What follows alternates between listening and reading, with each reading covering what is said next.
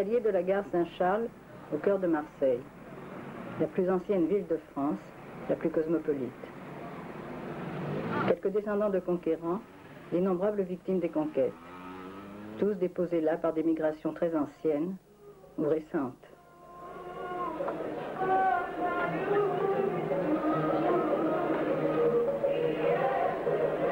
Au plein centre de la ville, une foule d'hommes seuls. Les derniers arrivants s'organisent. Comme au pays natal, les marchés sont le reflet de la misère.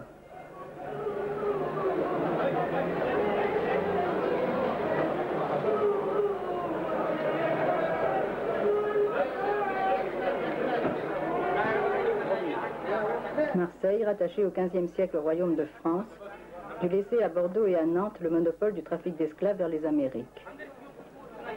Mais elle devint le grand port de l'expansion française vers l'Afrique et le Moyen-Orient, puis vers l'Asie, après le percement du canal de Suez.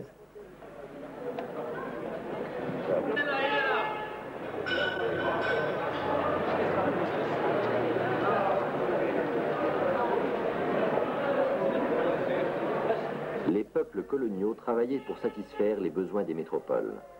Marseille recevait les produits de leur travail, des produits exotiques, des matières premières qu'elle élaborait, sucre de canne, huile d'arachide, le savon, sous-produit des huileries. C'était la mise en valeur coloniale. Elle se poursuit sous le nom de politique de développement. Produire davantage encore pour les anciennes métropoles afin d'assurer les ressources aux nouveaux États indépendants.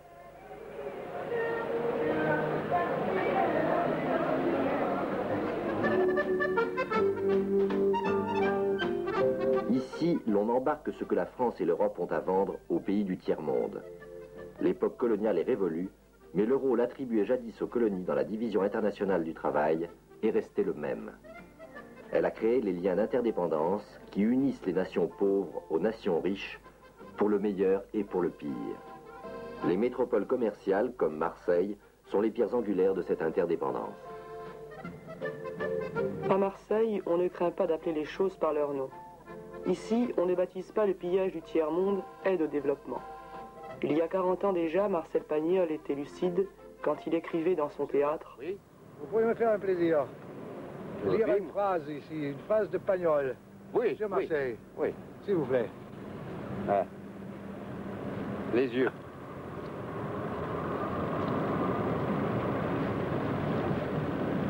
Ah oui. Eh bien, monsieur Brun, à Marseille, on ne mange pas très souvent d'aïoli. On fait le tunnel du Rove et on construit 20 km de quai pour nourrir toute l'Europe avec la force de l'Afrique. Et en plus, monsieur Brun, en plus, on emmerde tout l'univers.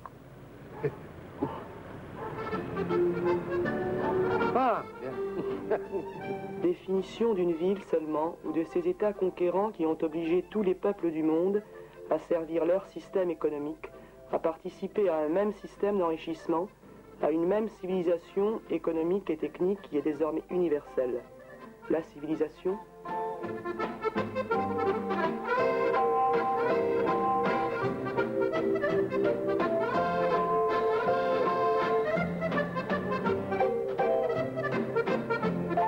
Commerçante, animée, sans vraie beauté architecturale, Marseille a un charme certain, car l'humour et la gentillesse des méridionaux n'ont pas été totalement détruites par l'accélération du progrès. Dans leur immense majorité, des gens simples, qui n'ont rien à se reprocher. Car les conquêtes coloniales, génocide de peuples qu'on disait sauvages, impérialisme, exploitation économique des peuples dominés, ils ignorent tout cela. L'histoire qu'ils ont apprise est moins triste, moins laide. Et eux-mêmes n'ont pas tiré profit de la politique expansionniste de leur pays. Ces gens ne sont pas riches, ils ne peuvent satisfaire que des besoins élémentaires, se nourrir, se vêtir, avoir un peu de sécurité, presque rien. Après tant de siècles d'histoire conquérante, la grande masse des Marseillais ne possède presque rien. Moi j'ai l'habitude de comprenez, avant l'Allemagne,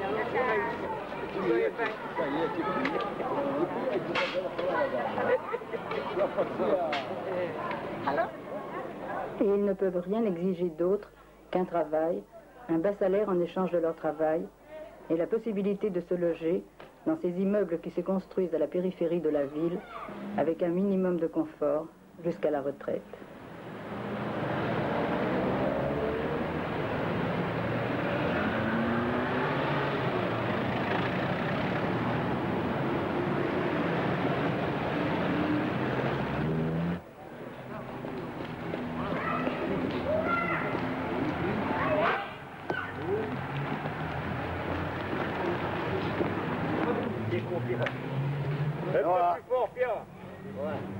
Retraités, anciens combattants, fiers d'être français. Pour eux, l'expansion de leur pays n'est qu'une succession de pages de gloire. Vouloir être le plus fort est naturel. Cette compétition s'apprend dès l'école primaire. Elle est indispensable à la dynamique économique. Elle existe partout, et surtout dans les sports, et jusque dans le paisible jeu de boules. Il n'a pas voulu tirer d'entrée, là. Hein? Ils ont pour même.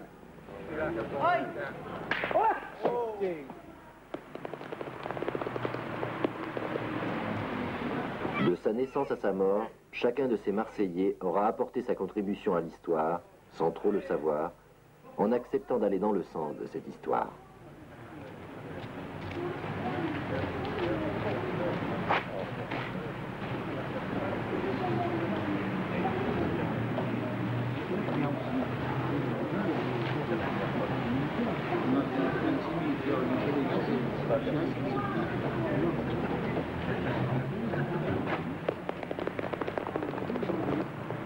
Quand Marseille veut reconstruire son centre, elle découvre ses origines. Le port de Massilia, fondé par les Grecs 600 ans avant Jésus-Christ. La ville s'est en effet toujours reconstruite sur elle-même, fort peu de vestiges du passé. Les vieilles pierres ont été réemployées pour bâtir des maisons bourgeoises ou des entrepôts commerciaux.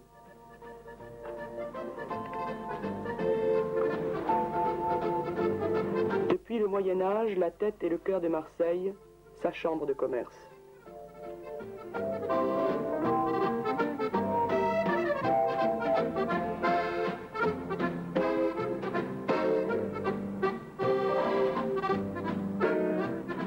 La ville s'enrichit. Son vieux port, trop petit, est abandonné aux plaisanciers. Elle doit continuer d'aller de l'avant, sous peine de s'appauvrir. Elle doit s'adapter constamment à un contexte économique international qui se transforme. Marseille valorise les produits et les matières premières importées. Raffinerie sur l'étang de Berre, pétrochimie, sidérurgie à Fos. Mais le premier port de France doit devenir celui de l'Europe. Le creusement du canal du Rhône au Rhin lui permettra de se mettre au service des industries exportatrices de l'Europe du Nord, au service du capital industriel allemand. La France, l'Europe, tous les pays qui ont imposé leur système économique au reste du monde, détiennent un formidable monopole, celui de la technologie. Ce sont leurs machines qui ont coupé un arbre en Afrique, leurs navires qui l'ont apporté ici, leurs engins qui le manipulent.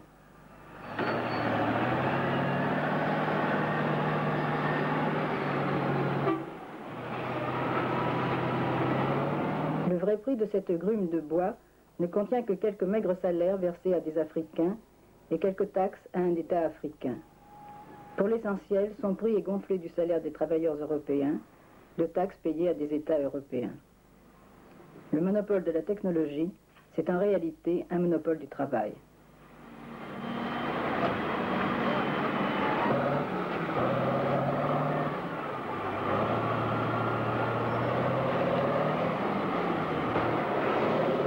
Ce monopole a permis à une minorité de pays de s'enrichir sur ce qui se produit dans le monde, mais aussi de donner des emplois à leurs nationaux.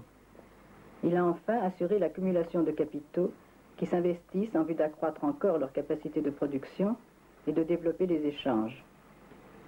Tout s'organise en vue de cette croissance. Tout serait compromis en cas d'arrêt de la croissance.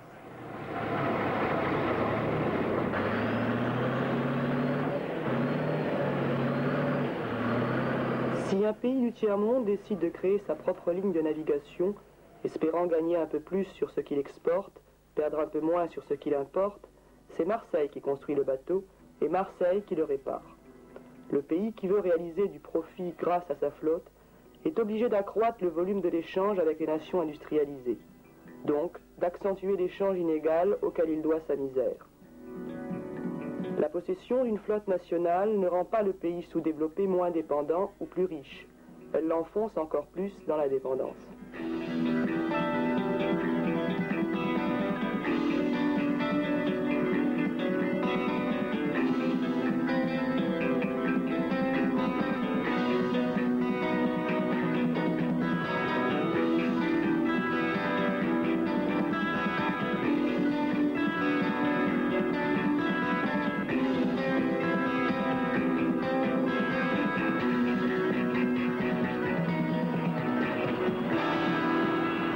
Ce n'est guère mieux quand le pays sous-développé veut commercialiser lui-même ses produits.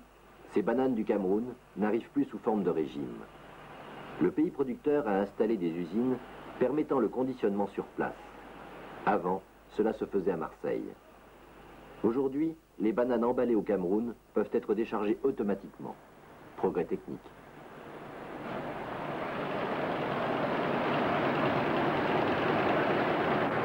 Mais le Cameroun n'y a guère gagné.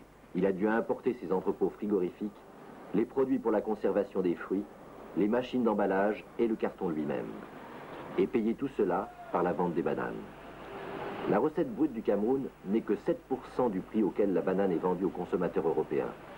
Juste de quoi assurer la survie des paysans et de quelques ouvriers africains et rembourser les installations de conditionnement.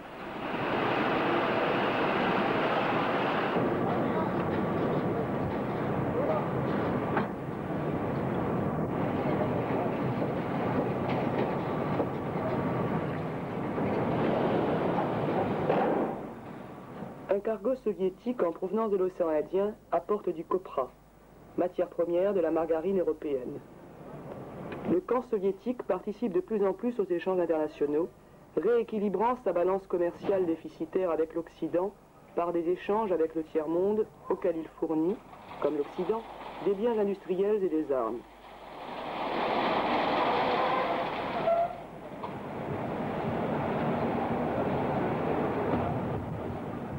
La compétition entre États industrialisés oblige chacun d'eux à exploiter de façon identique le tiers-monde. Que l'accumulation du capital soit réalisée à l'initiative de l'État ou du secteur privé ne change rien à l'affaire.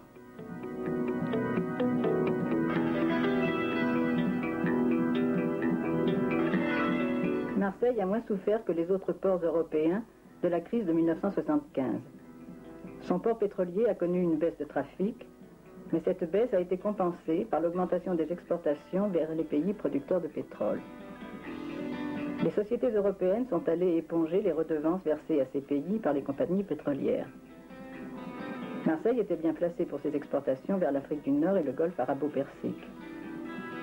Contrairement à une opinion très répandue, la hausse du prix du pétrole, voulue initialement par les États-Unis, semble avoir servi certains intérêts occidentaux. L'industrie pétrolière, stimulée par la crise de l'énergie, a favorisé une rapide utilisation des ressources sous-marines. C'est ainsi que commence le rapport d'activité de la COMEX, société marseillaise implantée dans le monde entier et spécialisée dans les travaux sous-marins. Son chiffre d'affaires a triplé en un an. Grâce à la hausse du prix du pétrole, la Grande-Bretagne a pu mettre en exploitation les gisements de la mer du Nord. Les USA rentabiliseront ceux d'Alaska. Les compagnies américaines ont pu investir massivement dans le nucléaire, donnant aux États-Unis un monopole technologique en matière de centrales à l'échelle du monde capitaliste.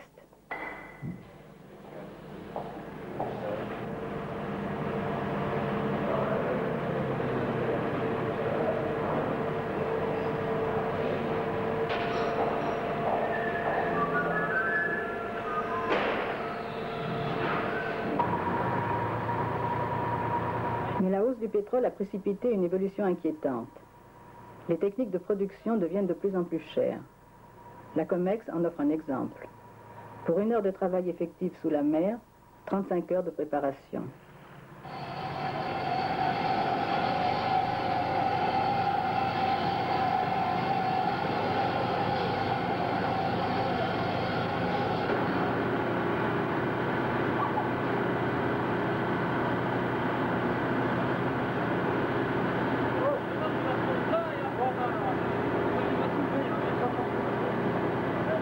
la production exige des investissements de plus en plus importants.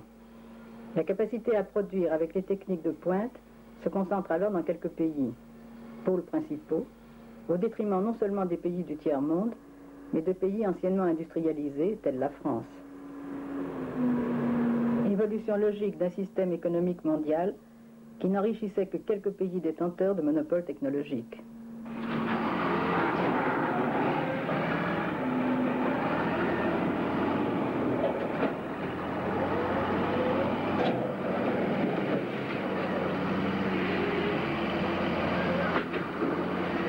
Du clinker pour le Cameroun. Broyé là-bas, il deviendra du ciment. Cela a-t-il un sens d'importer une cimenterie quand la matière première doit, elle aussi, être importée? Si le Cameroun importait le ciment tout fait, cela lui coûterait nettement moins cher, car maintenant il doit payer le clinker, son transport et aussi les broyeurs. Il s'est appauvri en croyant s'industrialiser. Il lui faudra exporter de plus en plus de bananes, surexploiter ses paysans. Quant à l'Europe, elle devra importer des bananes si elle veut être remboursée. L'industrialisation du tiers-monde est rentable pour les pays qui l'ont fournie. Elle devait l'être. Elle devait leur assurer des rentrées indéfinies de capitaux par des achats d'usines et leur entretien. Le tiers-monde s'est endetté. 170 milliards de dollars, créances irrecouvrable pour les pays anciennement créditeurs qui doivent chaque année renouveler leurs crédits. Le système d'exploitation se bloque sur ses propres excès.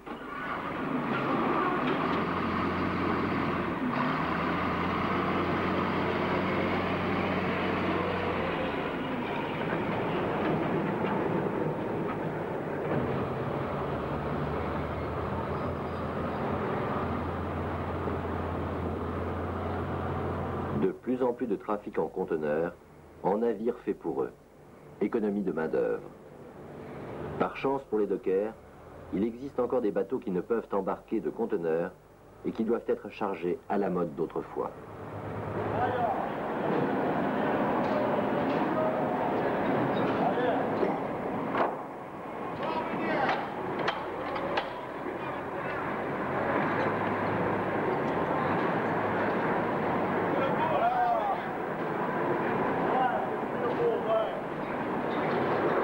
Parlons-en des conteneurs. Qu'est-ce que vous voulez que je vous dise? C'est le drame pour tout le monde, le conteneur. Parce que quand il vient les conteneurs, il y aura moins de travail pour tout le monde.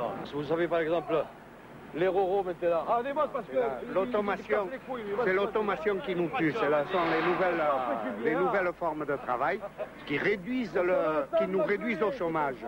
Parce que la main-d'œuvre. La main-d'œuvre par elle-même disparaît étant donné que c'est la machine qui le remplace. Voilà. Tout est là. Nous avons les roros, ce que nous appelons les roros ou carteries. Le travail à l'horizontale, n'est-ce pas? Le travail que l'on fait une seule équipe dans une vacation, il fallait 4 équipes, 3 vacations avant pour le faire, le même travail. Vous voyez? Ce qui dit que ça fait une réduction de 60% de main-d'œuvre. C'est bien quoi ça, votre ami? 60% de main-d'œuvre de réduction sur le travail. Le progrès à sens unique, quoi. Il n'y a qu'une classe qui en profite de ce progrès. Là. Ce n'est pas nous, c'est pour les patrons. Ouais. Pour nous, il y a du chômage. Pour nous, il y a le chômage. Manipulation plus rapide, plus mécanisée, moins de main-d'œuvre. On devrait pouvoir la payer mieux qu'autrefois.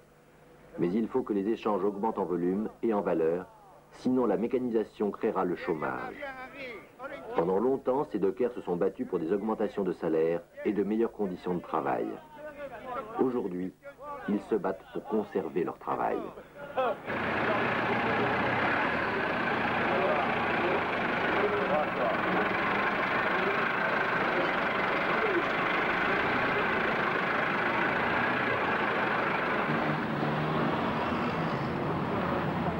Le chômage est plus lourd encore pour les ouvriers immigrés. Tant que les affaires allaient bien, la France avait besoin d'une main-d'œuvre non qualifiée, bon marché. Elle les a laissés entrer. Maintenant, quelques œuvres charitables s'occupent d'eux. Tel à Marseille, l'Atome, fondé par un couple, monsieur et madame Belpère, subventionné par l'État. Eh bien, les travailleurs migrants qui viennent chez nous n'ont pas le choix de la société dans laquelle ils vont vivre. Ils vivent dans une société industrielle et économique et occidentale.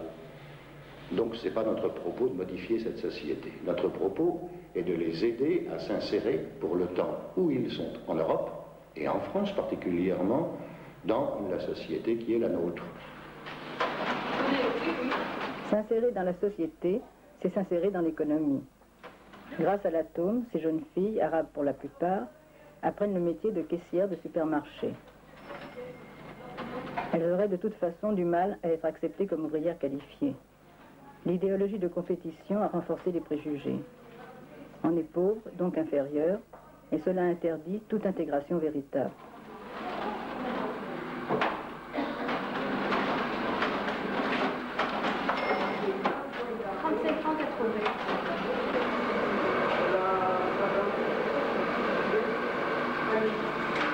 Et nous autres, on apprend la confection industrielle. La charité est souvent aveugle.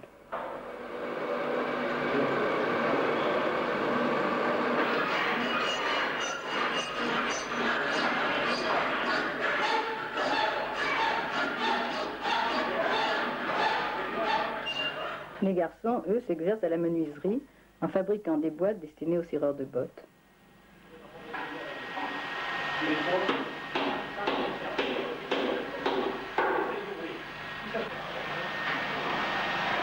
Pour pouvoir s'insérer correctement dans la société française, il leur faut une qualification. Mais à diplôme égal, ils seront bien plus difficilement admis qu'un Français du même âge. Surtout en période de crise, la société se défend. Les travailleurs africains évoquent leurs difficultés un dimanche soir dans leur chambre d'hôtel. Ça marchait bien. Pourquoi nous on est là? Parce qu'au pays là où on était, on ne pourra pas trouver le travail, ce qu'il que nous on gagne ici.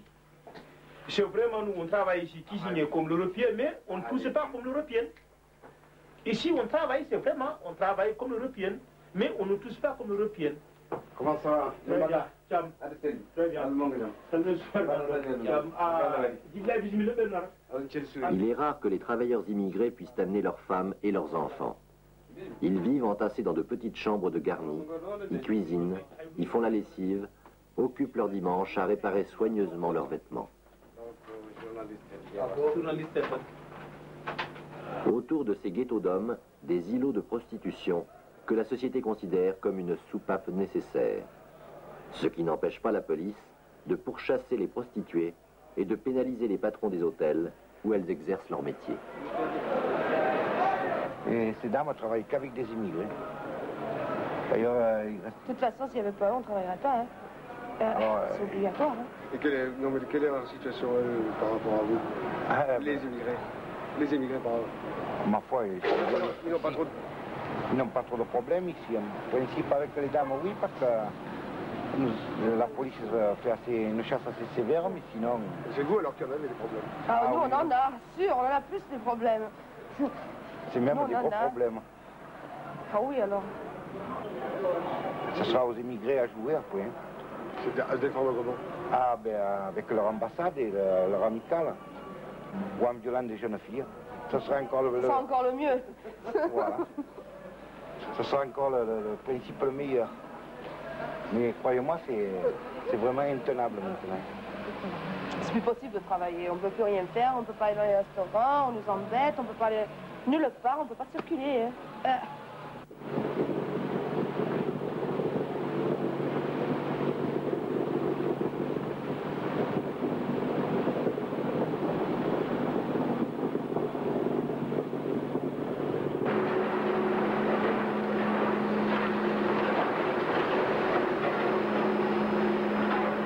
Ce sont essentiellement les ouvriers immigrés qui ont construit le formidable complexe sidérurgique de la Solmer à Fos. Ils ont été licenciés à la fin des travaux. L'usine en ordre de marche n'avait plus besoin que de travailleurs hautement qualifiés.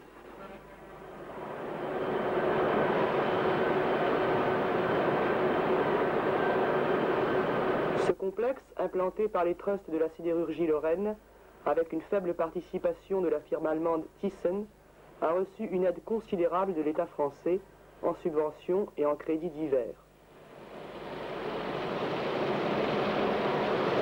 Quoi de plus naturel que d'aider les entreprises à se développer si de leur profit dépend l'avenir de la nation tout entière?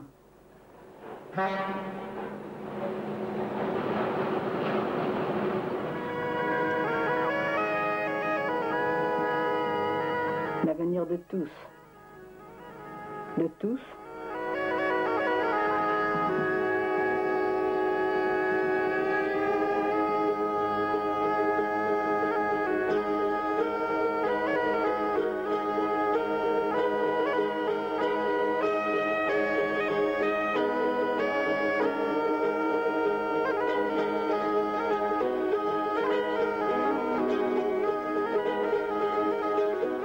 Le petit village de Fos, qui a donné son nom au complexe sidérurgique, n'est plus entouré de ces marais salants.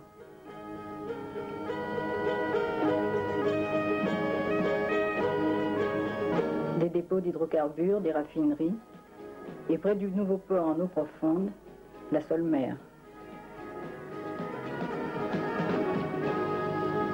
La sidérurgie française, comme la sidérurgie allemande, se déplace du centre de l'Europe vers ses côtes.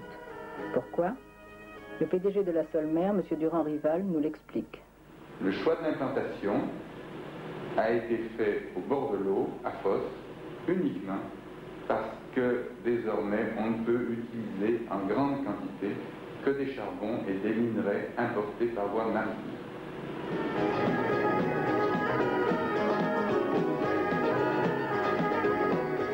Peut-on parler d'économie nationale alors que l'industrie travaille de moins en moins sur les ressources nationales? Peut-on produire de plus en plus, indéfiniment, alors que la croissance industrielle de quelques pays entraîne le sous-développement de tous les autres? Produire de plus en plus. Produire pour qui? C'est la crise. La sidérurgie française, le gouvernement français ont créé une belle cathédrale à la gloire d'un progrès qui crée plus de problèmes qu'il n'en résout.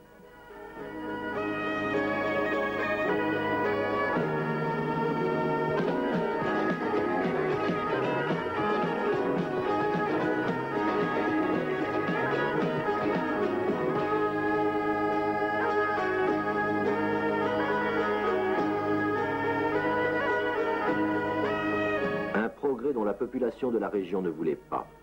Elle a collaboré avec une troupe théâtrale pour mettre en forme l'inquiétude de la Provence. Ainsi est née la pastorale de Fos. Principaux personnages, Nostradamus, le devin aveugle natif de la région, et la tarasque, animal fabuleux qui terrorisa les riverains du Rhône. Pour les gens de Fos, la tarasque s'est réincarnée. C'est la tour de contrôle de la Solmer. Le préfet, l'homme de Paris, a un jour apporté la bonne nouvelle aux Provençaux. Cher bon Parigoustien, la joie tonitruante qui est la mienne lorsque je peux assister au moment solennel de votre histoire. Oh, aujourd'hui, c'est une heure fatidique. Nous mesurons ô combien quel destin homérique attend votre Pamparigouste féerique avec l'installation du complexe de la Tarasque.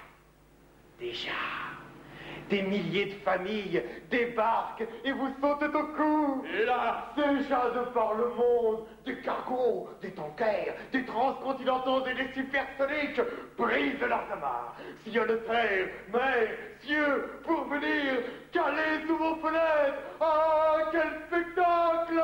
Et là, vous dites? On ne peut arrêter le progrès, monsieur de la Besançon. C'est une affaire entendue.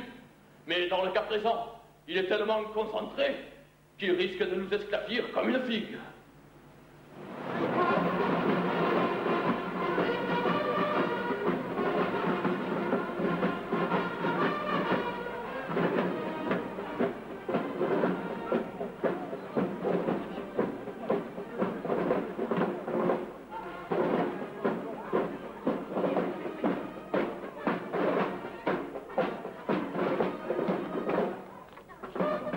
Entre Marseille et Fos, la petite ville de Martigues, à cheval entre la mer et l'étang de Berre.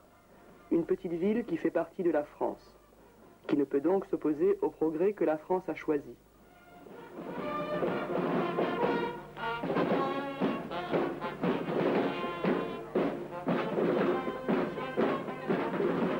Le port de pêche où chacun connaissait chacun doit se résigner. Martigues est devenue la cité dortoir de l'industrie lourde. On l'a a écrasé sous les bâtisses où sont logés les ouvriers et employés de la Solmer.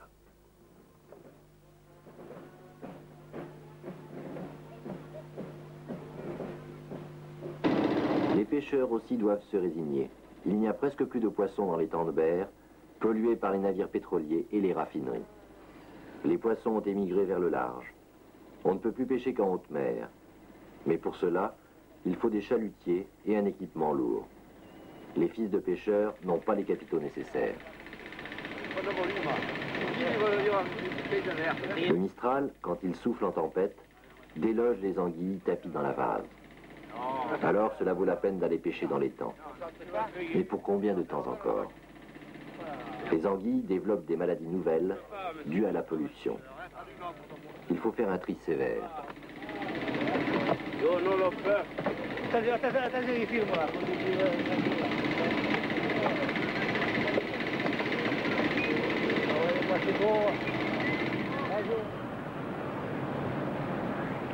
Le progrès économique devait permettre le progrès social.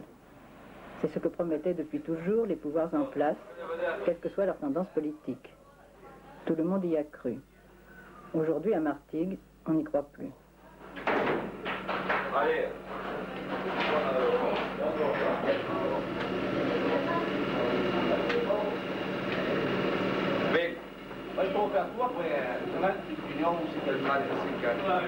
Dans ce café où jeunes et vieux se retrouvent, rien ne semble avoir changé. La clientèle, un peu.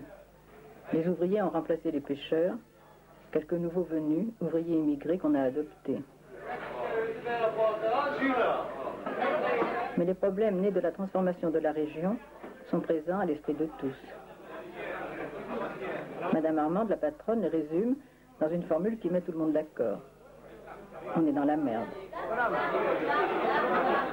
Alors, mais pourquoi? En quoi?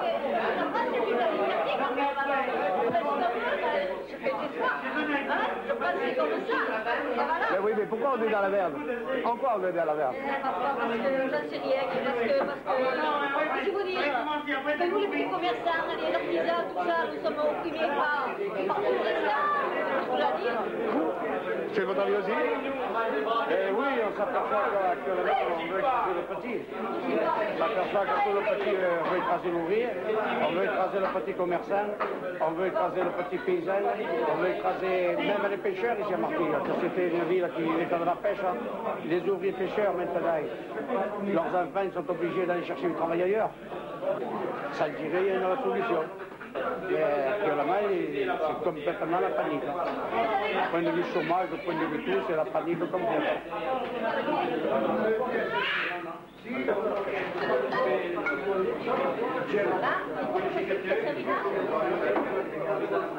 Faut-il accuser le gouvernement, comme le fait Madame Armande, ou faut-il regarder plus loin? Mais le tiers-monde, ce qui s'y passe, c'est bien loin. Comment un pays évolue? Pourquoi il évolue? Avec quelles conséquences sur le reste du monde? Ce sont des questions qu'on ne se pose guère. Pourtant, leur sort à tous dépend de ce qui se passe n'importe où dans le monde. Comment le saurait-il? Je suis Bougnan. J'ai perdu mon pays où on me l'a pris, nocé. Mais j'en ai 3, 5, 10 collés à mes semelles. Provençal, italien, espagnol, arabe. Mon pays, c'est le travail.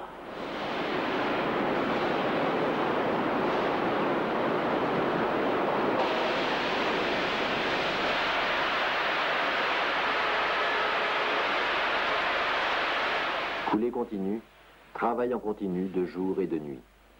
C'est un impératif technique, mais aussi une manière d'accroître la productivité. Meilleure utilisation des installations industrielles, du capital de production.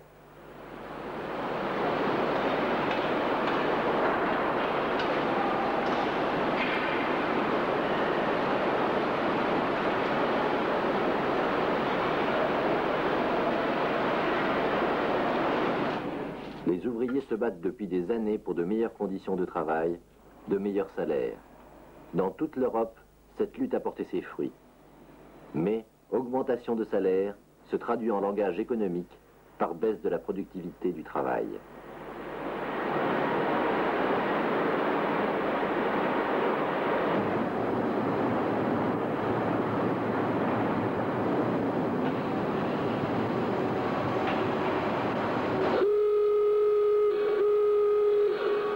croissance ne peut plus être obtenue des travailleurs, sauf nouveaux progrès techniques.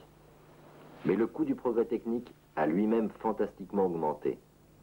L'investissement industriel rapporte désormais de moins en moins. C'est ce que l'on appelle la baisse de productivité du capital. Sur quoi alors prélever les moyens de la croissance? Pour le moment, ce sont les ouvriers qui casquent. Licenciement, introduction du travail à mi-temps.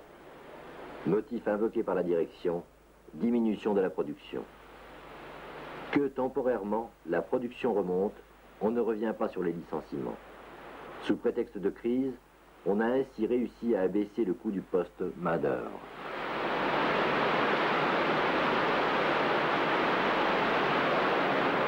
Qui aurait pu penser un jour que toi, Nostradamus, tu quitterais Paparigouste? Il n'y a plus de geste de Paparigouste, Boumia. Sabes? Paparigouste es esta belle. Mais, l'autre jour, Montesson vengui du nord, amb la phrase et la mécanique, a escuba toute la beltà qui peut nous être.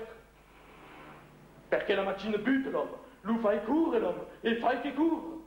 Est-ce le domestique de la machine? Nous ne nous comprenons plus. Nous sommes obligés de nous manger. C'est comme lorsque tu prends des chiens, que tu les mets dans un sac, que tu agites le sac. Tous les chiens se mordent entre eux, mais ils ne mordent jamais la main qui tient le sac. Mais, mordu chaval, la main qui tient la sac.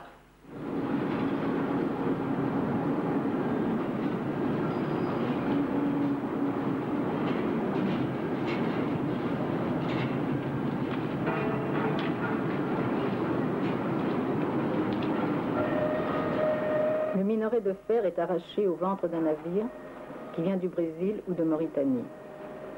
Les moyens du progrès seront de plus en plus à prélever sur le tiers-monde. L'exploitation du travailleur ne peut plus se faire qu'à l'extérieur de l'Europe, là où le travail rapporte plus qu'il ne coûte à l'employeur. Jusqu'au jour où les peuples du tiers-monde comprendront qu'ils ne gagnent rien à livrer aux pays industrialisés ce qu'ils possèdent et produisent.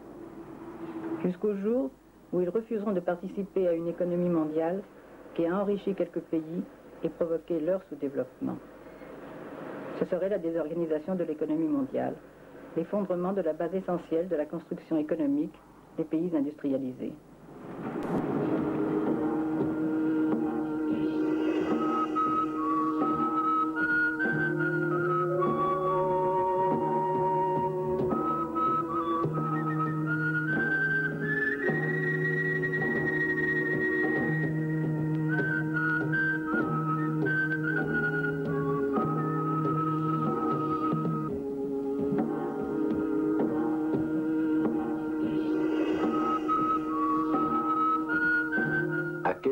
De Fos, le petit village de Saint-Martin-de-Croix. Beaucoup d'employés de la Seule-Mer ont pu construire ici leur maison. Presque tous viennent de Lorraine. Ils savent que leur niveau de vie repose beaucoup sur l'exploitation du tiers-monde.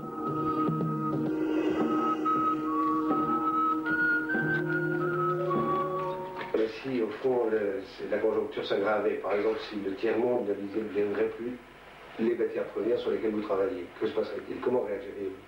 On dirait qu'il faut aller les chercher où il y en a, quelle que soit la manière utilisée.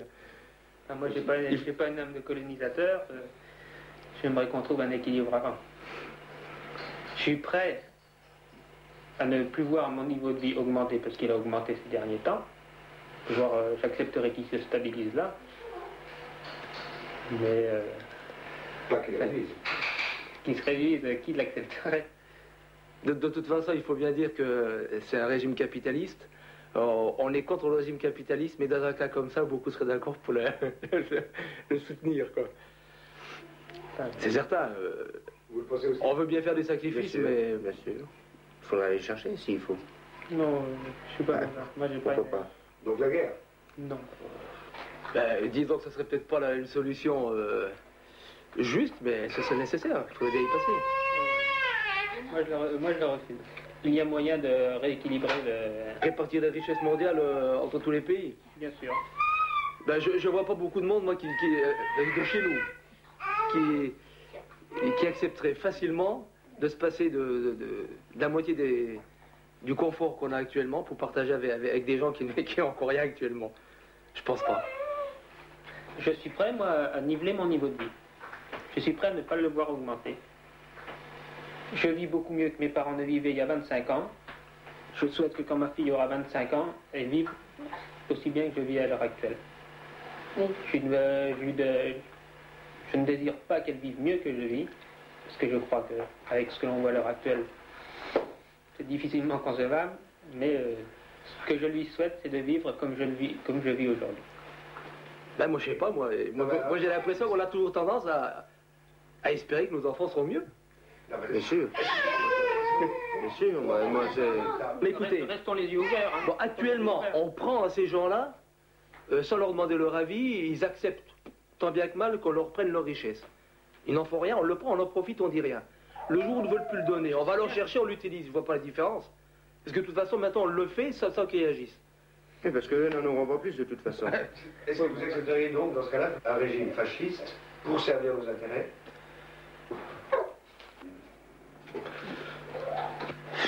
Je ne pense pas que ça soit qu'il faille en arriver là quand même, mais enfin, il faudrait trouver la solution, quoi. Ça me laisse songer.